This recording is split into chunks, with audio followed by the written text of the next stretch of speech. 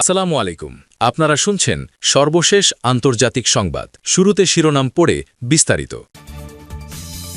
যুদ্ধের দামামা, দাবি না মানলে ইরানে ভয়াবহ হামলা।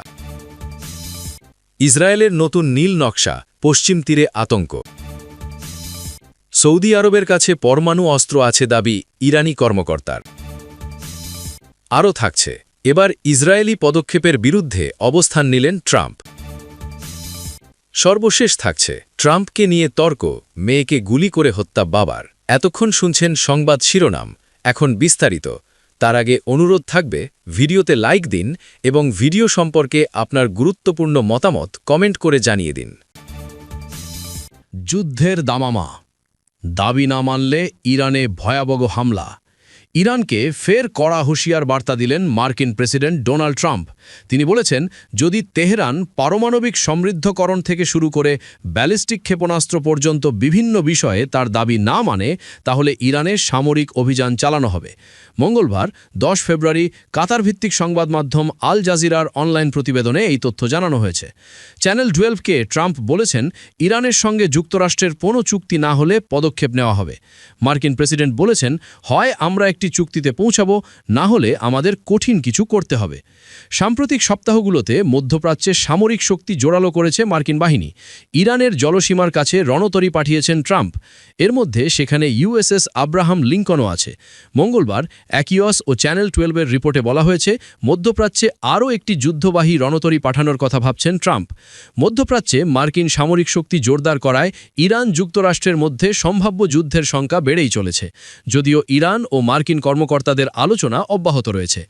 আল জাজিরার প্রতিবেদনে বলা হয়েছে, গত জানুয়ারি থেকে ইরানের ওপর ট্রাম্প চাপ বাড়িয়েছেন। তিনি শর্ত করেছিলেন যে মার্কিন বাহিনী প্রস্তুত আছে এবং যে কোনো সময় অভিযানে যেতে প্রস্তুত। এছাড়া ট্রাম্প ভেনেজুয়েলার সঙ্গে ইরানের পরিস্থিতি তুলনা করেছেন। গত 3 জানুয়ারি মার্কিন বাহিনী অভিযান চালিয়ে ভেনেজুয়েলার প্রেসিডেন্ট নিকোলাস মাদুরোকে যুক্তরাষ্ট্রে তুলে আনে। ইত্তেফাক SR। ঠিক আছে, আপনার লেখার সব দাড়ি কমা দিয়ে বদলানো হলো। এইভাবে, ইসরায়েলের নতুন নীল নকশা, পশ্চিম তীরে আতঙ্ক। ফিলিস্তিনের অবরুদ্ধ গাজা উপত্যকার পশ্চিম তীরে বসতি দখল সংক্রান্ত নতুন আইন অনুমোদন করেছে ইসরায়েল। এর ফলে অধিকৃত এই ভূখণ্ডে ইসরায়েলি ইহুদিদের জন্য সম্পত্তি কেনা সহজ হবে। এতে ফিলিস্তিনিদের মধ্যে আতঙ্ক ছড়িয়ে পড়েছে। বুধবার 11 ফেব্রুয়ারি আল জাজিরার এক প্রতিবেদনে এই তথ্য জানানো হয়েছে। প্রতিবেদনে বলা হয়েছে, রোববার ইসরায়েলি মন্ত্রিসভা এই সংক্রান্ত আইনের অনুমোদন দিয়েছে। এর ফলে 1967 সাল থেকে আন্তর্জাতিক আইন অমান্য করে ইসরায়েলের দখলে থাকা পশ্চিম তীরে এখন থেকে ইহুদিরা আরও সহজে জমি কিনতে পারবেন। পাশাপাশি ভূমি নিবন্ধন নথি জনসাধারণের জন্য উন্মুক্ত করার নির্দেশ দেওয়া হয়েছে। ইসরায়েলের এই আইনের ফলে ফিলিস্তিনিদের মধ্যে আশঙ্কা ছড়িয়ে পড়েছে। তাদের আশঙ্কা, এতে জমির মালিকদের পরিচয় সহজে জানা যাবে এবং ইসরায়েলি বসতি স্থাপনকারীরা চাপ ও হয়রানির মাধ্যমে জমি দখলের পথ সুগম করবে। এছাড়া হেব্রনের অবৈধ ইহুদি বসতিতে নির্মাণ অনুমোদনের ক্ষমতা এবং ইব্রাহিমি মসজিদ প্রাঙ্গণের প্রশাসনিক কর্তৃত্ব ফিলিস্তিনি হেব্রন পৌরসভার কাছ থেকে নিয়ে ইসরায়েলের হাতে দেওয়ার সিদ্ধান্ত হয়েছে। হেব্রনের ইব্রাহিমি মসজিদের পরিচালক মুয়াত্তাজ আবু স্নেইনা বলেন, এই সিদ্ধান্ত 1967 সালের পর সবচেয়ে গুরুতর পদক্ষেপ। ইব্রাহিমি মসজিদ মুসলমানদের কাছে গুরুত্বপূর্ণ ধর্মীয় স্থান। এটি ইহুদিদের কাছে টম্ব অব দ্য প্যাট্রিয়ার্কস নামে পরিচিত। 1994 সালে এক ইসরায়েলি উগ্রপন্থী বসতি স্থাপনকারী মসজিদে গুলি চালিয়ে 29 ফিলিস্তিনিকে হত্যা করে। পরে স্থানটি মুসলিম ও ইহুদি প্রার্থনার জন্য ভাগ করে দেয় ইসরায়েলি কর্তৃপক্ষ। বর্তমানে কয়েকশো বসতি স্থাপনকারী ইসরায়েলি সেনাবাহিনীর সুরক্ষায় হেব্রনের কেন্দ্রস্থলের বড় অংশ নিয়ন্ত্রণ করছে। আবু স্নেইনা বলেন, ইসরায়েল ধারাবাহিকভাবে হেব্রন ও মসজিদে নিজেদের নিয়ন্ত্রণ জোরদার করছে। উপাসনায় বাধা, প্রবেশ ও প্রস্থান নিয়ন্ত্রণ, আজানের ওপর নিষেধাজ্ঞাও সবই পূর্ণ নিয়ন্ত্রণ প্রতিষ্ঠার অংশ। হেব্রন রিহ্যাবিলিটেশন কমিটির পরিচালক মোহান্না আল জাবারি বলেন, পুরনো শহরে পৌরসভার দোকান জব্দ, নতুন বসতি ইউনিট নির্মাণ এবং পানি সরবরাহ ইসরায়েলি নেটওয়ার্কে যুক্ত করা হয়েছে। এর মাধ্যমে একটি বিশাল বর্ণবাদী ব্যবস্থা গড়ে তোলা হচ্ছে। এর চূড়ান্ত লক্ষ্য হল ফিলিস্তিনি পাড়াগুলো খালি করে বসতিগুলোকে ইব্রাহিমি মসজিদের সঙ্গে যুক্ত করে একটি ইহুদি কোয়ার্টার প্রতিষ্ঠা করা। রাজনৈতিক বিশ্লেষক নাবিল ফারাজ বলেন, ইসরায়েল ভৌগোলিক বাস্তবতা পুনর্গঠিত করছে এবং ফিলিস্তিনি কর্তৃপক্ষের প্রশাসনিক ও নিরাপত্তা নিয়ন্ত্রণ খর্ব করার চেষ্টা করছে। এটি শান্তি প্রক্রিয়ার কফিনে শেষ পেরেক।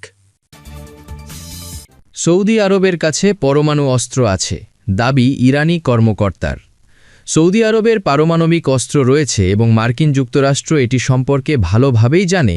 ইরানের ইসলামিক বিপ্লবী গার্ড কর্পস IRGC এর সাবেক কমান্ডার হুসাইন কানানি RT সংবাদ মাধ্যমকে এমন তথ্য জানিয়েছেন। ইরানের কথিত পারমাণবিক অস্ত্র কর্মসূচি নিয়ে ওয়াশিংটন এবং তেহরানের মধ্যপ্রাচ্যে উত্তেজনা বৃদ্ধির মধ্যে সোমবার এক সাক্ষাৎকারে এই চমকপ্রদ অভিযোগ করা হয়। মার্কিন সাংবাদিক রিক সানচেজের সাথে সাক্ষাৎকারে গোয়েন্দা তথ্যের উদ্ধৃতি দিয়ে কানানি বলেছেন, এই সময়ে সৌদি আরবের কাছে পারমাণবিক বোমা রয়েছে এবং মার্কিন যুক্তরাষ্ট্র তা খুব ভালোভাবে জানে। স্পষ্টীকরণের জন্য জিজ্ঞাসা করা হলে তিনি নিশ্চিত করেছেন, হ্যাঁ, এটা ঠিক। ইসরায়েল ও যুক্তরাষ্ট্র পুরোপুরি অবগত এই বিষয়ে, বলেন তিনি।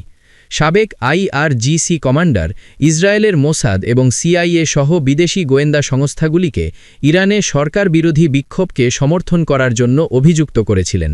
বলেন, তাদের লক্ষ্য শুধু সরকারকে পতন করা নয়, ইরানকে সম্পূর্ণভাবে ভেঙে ফেলা এবং পরিস্থিতিকে কাজে লাগানো। গত জুনে ইরানের পারমাণবিক স্থাপনায় যুক্তরাষ্ট্রের বোমা হামলার পর থেকে ওয়াশিংটন ও তেহরানের মধ্যে উত্তেজনা বেড়েছে এবং গত ডিসেম্বর ও জানুয়ারিতে ইরানে ব্যাপক সরকার বিরোধী বিক্ষোভের সময় তা আরও বেড়েছে।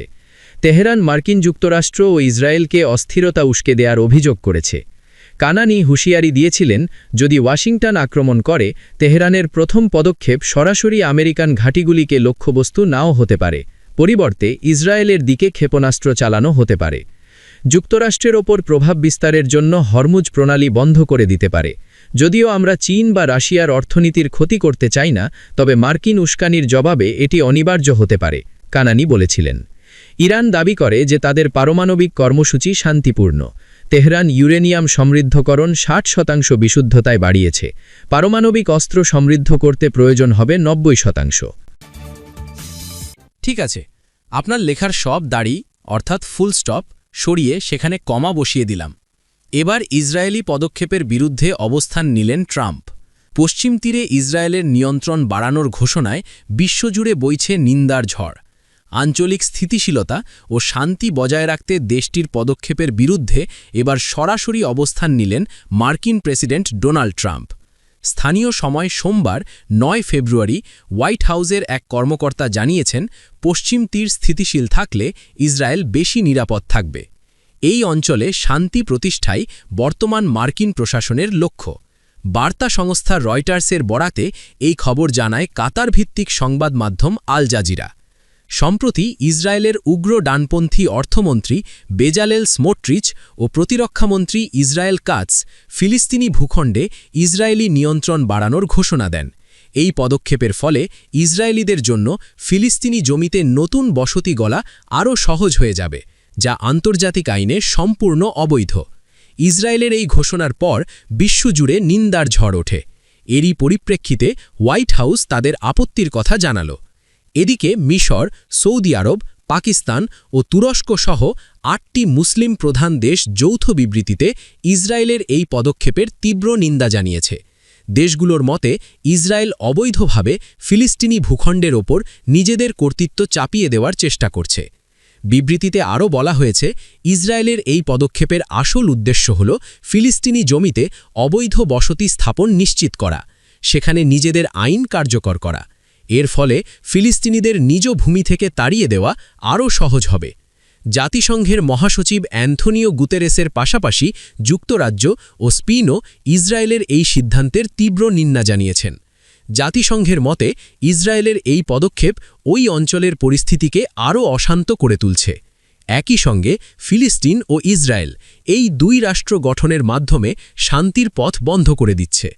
অন্যদিকে যুক্তরাজ্য সরাসরি ইসরায়েলকে এই সিদ্ধান্ত থেকে সরে আসার আহ্বান জানিয়েছেন। ব্রিটিশ সরকার সাফ জানিয়েছেন, ফিলিস্তিনের মানচিত্র বা জনসংখ্যা পরিবর্তনের যে কোনো একতরফা চেষ্টা আন্তর্জাতিক আইনের বিরোধী এবং সম্পূর্ণ অগ্রহণযোগ্য। তারা অবিলম্বে এই সিদ্ধান্ত প্রত্যাহারের দাবি জানিয়েছে। ট্রাম্পকে নিয়ে তর্ক, মেয়েকে গুলি করে হত্যা বাবার। মার্কিন প্রেসিডেন্ট ডোনাল্ড ট্রাম্পকে নিয়ে বিতর্কের জেরে মেয়েকে গুলি করে হত্যা করেছেন এক বাবা। যুক্তরাষ্ট্রের টেক্সাস অঙ্গরাজ্যে ঘটনা ঘটেছে। বুধবার 11 ফেব্রুয়ারি স্কাই নিউজের এক প্রতিবেদনে এ তথ্য জানানো হয়েছে। আদালতের শুনানিতে বলা হয়েছে, ব্রিটিশ তরুণী লুসি হ্যারিসনের মৃত্যুর আগে সেদিনই মার্কিন প্রেসিডেন্ট ডোনাল্ড ট্রাম্পকে ঘিরে বাবার সঙ্গে তীব্র তর্ক হয়েছিল। চেশায়ারের ওয়ারিংটনের এ তরুণী 2025 সালের 10 জানুয়ারি ডালাসের কাছে প্রসপার এলাকায় বাবার বাড়িতে গুলিবিদ্ধ হয়ে মারা যান। প্রতিবেদনে বলা হয়েছে, স্থানীয় পুলিশ ঘটনাটিকে সম্ভাব্য ম্যানস্লটার হিসেবে তদন্ত করছে। তবে কলিন কাউন্টির গ্র্যান্ড জুরি তার বাবা ক্রিস হ্যারিসনের বিরুদ্ধে অভিযোগ গঠনে অস্বীকৃতি জানিয়েছে।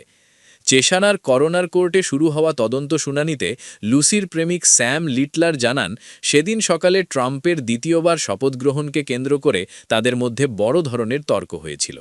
তিনি বলেন, লুসি প্রায়ই তার বাবার বন্দুক রাখার বিষয়ে কথা বললে বিরক্ত হতেন।